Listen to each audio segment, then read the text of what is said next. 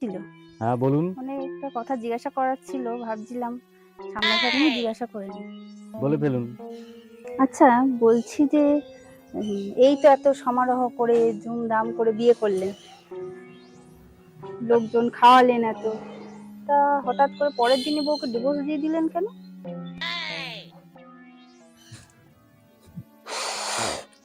কি বলবো দুঃখের কথা। কত ভালোভাবে মা আমাকে দেখে ছেড়ে বিয়েটা দিল। তারপর বাসর ঘরে গিয়ে বউকে বললাম, ইয়ে একটু ঘুমটাটা তোলো, মুখটা দেখি।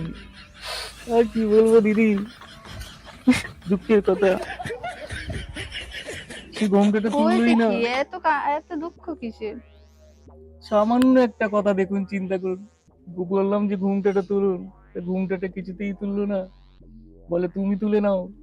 আচ্ছা দিদি, একটা কথা জিনিস চিন্তা করুন, যে একটা ঘুমটা তুলতে পারে না, সে কাজ করবে কি? তাকে তো আমাকে বসে বসেই খাওয়াতে হবে নাকি? তাই আমি চিন্তা করলাম সংসার ছেড়ে দেবো, আমি আর বিয়ে করবো না। জানতো এখান থেকে। তাই বলে আপনি পরের দিন ডিভোর্স দিয়ে দিলেন? 2 মাস আগে জান।